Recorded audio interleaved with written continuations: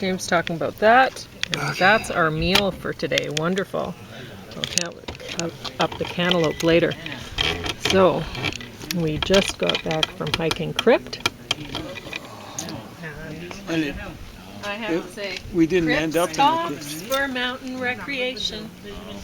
Well, it was pretty good today. I mean, we didn't see any bears this year, unlike last year. No grizzlies. It's both a journey trail and destination. So And you made it all the way up to the lake. I just made it up to the creek. I have a bit of a headache. Oh, you do? Yep. That's why I brought the extra water. So you go ahead and eat your stuff and talk about Jimi Hendrix. I have nothing to talk about. So. I guess I'll have to leave the food for a while. So Jimi Hendrix, the Jimi Hendrix Experience. So that's with Noel Redding, and I'm glitching on the other guy. I walked at least 15 clicks today, maybe 16. You walked over 17. But Noel Redding and Mitch Mitchell, there we go. I think Noel Redding was the bass guitarist, converted from being a guitarist, lead guitarist. I thought he did a great job, the bassist. And Mitch Mitchell, I think he was the drummer. It's one or the other. He did a great job too. I don't know why Jimi Hendrix went with Buddy Miles, and well, I don't know, maybe he felt more comfortable playing with Americans, maybe guys who were African Americans too. Buddy Miles, a bunch of guys. You can see a different band backing Jimi Hendrix at Woodstock roughly 2 years later. This was in 1967. And Woodstock was in 68, maybe early August 68, 69 I should say, 1969. It's funny, like a lot of people think, Woodstock was the signature moment when it comes to something like culture. Defining the 60s culture. Yeah, but there was less than half a year left. It was like August, September, October, November, December, less than 5 months till the end of the 60s. It wasn't a defining moment. It, I think, and Altamont were the signs of the failure of the 60s, really. That Woodstock was so poorly planned. You got the impression this thing was planned. You heard the... Oh yeah, it looked great. Yeah, see, they had a guy called Lou Adler who was a record producer doing it. The little weasel that organized Woodstock had run in apparently a horrible, before Woodstock, a horrible festival in Atlanta, maybe? Somewhere in the south, Miami. And now, part of it he couldn't help. But why would you hold it in the summer? I presume in a place where you get rain. You see, they're saying, no rain. Yeah, there is no rain in California. It never rains in California in the summertime. In the wintertime, you don't want to have a festival there, Mick Jagger. It didn't rain when he had the one-day festival in Altamont. But I think it was in November. It's cold there, especially around San Francisco. Really stupid. This is why they should teach. See, here we go. Oh, that's coming up from Goat Lake. Goat Haunt, you mean? Goat Haunt. Yeah. Sorry, not Goat Lake. That would be quite an achievement. Making it all the way up, what is that, Blackiston Creek? Up Goat Lake Creek. That'd be something to see. Something you'd only find in a cartoon. Have to be a hydrofoil that really worked. Anyway, Lou Adler, he's a record producer. He's the guy who produced, maybe most famously, the Mamas and the Papas. And he obviously knew what he was doing. They actually had people sitting in chairs in front of the stage. You don't see at Woodstock. People are sitting around in the mud. In the mud. Yeah, stupid. Wow, look at that. Oh, wow. That's from the boat. Yeah, that's incredible. You just never think of a boat displacing that much water. But I was going, did the wind spring up? And then I went, no, that's wake from the wind. Very impressive.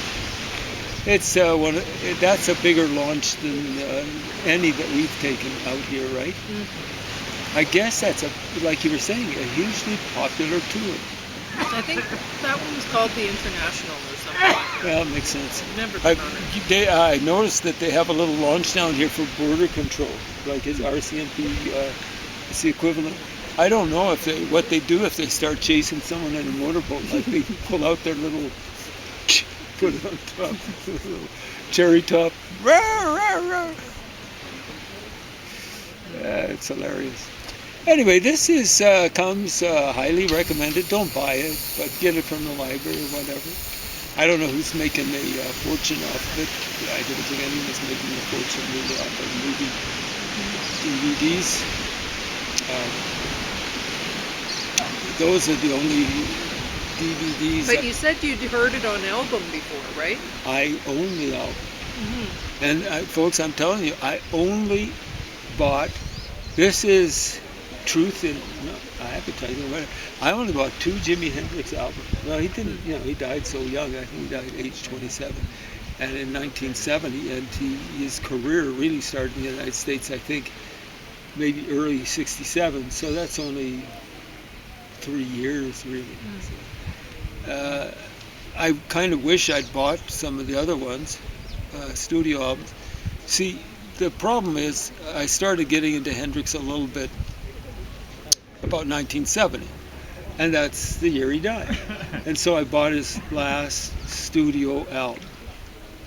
It was put out posthumously, and he was working on an album, and it was a clunker because it wasn't ready for release. And he had a horrible, I don't know if it was manager or record company or whatever. They were just like weasels. And what happened is eventually, I think his sister or half-sister, something like that, took over his legacy and put out some stuff, that he'd been working on. And I bought a CD, later on. This is about 20 years ago, that she, I think, helped put out. That was reasonably good. But some of it's like, there's a double album. I'd like to have that one, Electric Ladyland. There's a dog. Well, a dog there wants to go out there and get off the leash and chase something, I think, right? So, it sounded like it was in pain, but it was probably just excited. Well, or psychological pain.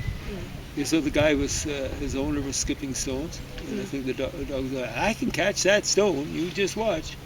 I'll catch it before it's in. He might have thought it was a stick or whatever, right? But I saw a guy taking a dog down there. I think we'll see a dog. Here we go, see? The woman skipped the stone. The dog's going that now. dog gets really excited. Yeah, that's entertaining. I thought it was being tortured to death down there. Someone was kicking and stomping it to death. But it's just excited. Anyway, this is I had the album. The album isn't very good. It's live, and it didn't sound as though they doctored it. Oftentimes, even back in late 60s, early 70s, they doctored live albums. So they'd, particularly guitar solos, or sometimes. Yeah, you're right. So, that's what he wants to do. He wants to catch whatever they're throwing in. Yeah, so they're throwing stones. It would be hopeless, but he thinks it's like a stick. It's good to have a dog that excited. It's just you wouldn't want it that way all the time, like when you're trying to sleep or whatever. Or when you have to leave him at home, barking and snarking the whole day, and the neighbor's not liking it. A lot of people have that happen. Tornado was that way when you left him with me. He was saying, I don't like being left alone, and James is dead meat. That's how he treated me. That's when I was terminal. So would you like cantaloupe? Not right now, no. You don't? Okay, then I won't cut it. Yeah, we'll have. It's just showing people. But oh, is that true? I can wait. Well, Well, if you I'll wait cut until- it, you're really hungry. Yeah, Nah, you'd better have it. nah, She didn't cool. have anything to eat until today, and like, what is it until right I- now? And this yeah. is like, it's I still ate 6 o'clock. last at 5:30 More than 24 yesterday. hours ago. You're Are you going to 5:30. drink the smoothie? I'm gonna have to drink something. Okay, drink the smoothie then. Okay. Yeah, I'm just looking for a place to put this Oh, Hendrix thing. because I don't took it wanna- away. I took your prop. Yeah, away. so yeah, the cantaloupe was holding him up. Yeah. Anyway, awesome showman. This is a whole lot better than the record. You know, it isn't that good, like you're hearing or something like that when he's burning the guitar. Right? It sounded like he was trying to destroy the speakers. Well, actually, he was actually humping the speakers. Okay. That's like with the guitar in between and stuff like that. But he set fire to the guitar. I thought he was going to set fire to his hair or at least his bandana. But then he proceeded to do a who to it, like he smashed the guitar and that put the fire out. Didn't quite work the way maybe he planned. But yeah, I think a lot of people thought of that as the highlight of the concert. But the highlight of the concert for me is like when he's actually Well, I guess doing that's why they put it on the cover. doing lyrics with flair. Here he's playing behind his head. You know, like he's doing a Bob Dylan cover version. Awesome version, although he's not a great vocalist of Like a Rolling Stone. You know, because it's got the music and got the message. These guys like chasing sticks in the water. Oh, they like chasing anything, yep. It looked as though they wanted to chase after those stones. Rocks or sticks or anything. So what's the name of these guys here? Remington and Rosie. Remington. They're Remington really Steel. beautiful. Are they related? Not at all, no. Wow. Same What- breed, but different. So what sort of breed are they? They're Australian Shepherds. Australian Shepherds. Yeah, They're awesome. Remington and Rosie. yeah. Remington knows his He name. knows his name. He looked over right away. Yeah, yeah. Rosie couldn't care less. That's right. we're just a couple of schmucks. The water's a whole lot more interesting. Oh, they're awesome dogs. Thanks for sharing, guys. Anyway, so like a Rolling Stone, it's got some lyrics, and then this guy's the media. You know, John Lennon once said about Tom Jones, well, he's the medium without the message. Well, to a large extent, Jimmy might have been that way, except he did like a Rolling Stone, and eventually he learned how to put lyrics together. Like Foxy Lady ain't that good, although I do like it when he says, "Oh, shucks." That's good. But, you know, I kind of like the lyrics to Purple Haze. You know, like, excuse me, while I kiss the sky. It's like, that sort of stuff. Or, is it tomorrow? Or just the end of time? It's kind of cosmic. You don't know exactly what he said. But, yeah. It's he was working for some things. The wind cries Mary. He's trying for things there. He's influenced by Bob Dylan, folks. Give me Jimi Hendrix over every hip hop artist's best work. All like excerpted for the best lyrics or stuff like that. Hendrix, and how can you compare? Hendrix was a lousy vocalist, but he's better than any hip-hop hobbler and stuff like that. This guy, you look at him play guitar, or just hear it. But he had some stuff. He's going, so he's playing like this, and then he goes zoom, zoom across the front, just so quick. He's back playing. It's incredible. He's playing. He does a somersault over backwards. This guy actually was an athlete along with everything else, and he was dancing, like with a guitar. Pete Downs had a different way of dancing. This guy's so smooth. I'm telling you, like you'll see just the way he moves. Like it's not like ballet. Ballet's Pete Downs is more like ballet, which is like very, very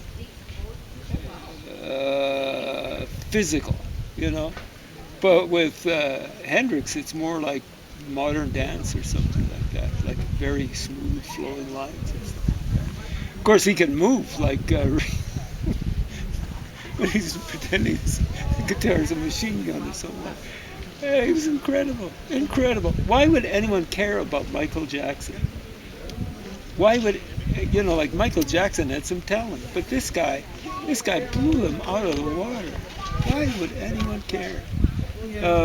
Well, he had a chance to make music for longer. Michael Jackson, and what did he do with it? He ended up getting in trouble with the law. Mainly because he just kept on messing. I don't think he was actually doing stuff to the kids, but he should have smartened up and stopped having over it. What was it, Fantasyland or something like that? Because people were just out to, blackmail him for money, right? All right. Well. So can I launch into this? How much time have we got? Launch into it. So there's 13 minutes left, but it doesn't matter. We'll turn just it off. make it a 17-minute special or something. Okay. Because I'm hungry too. Yeah.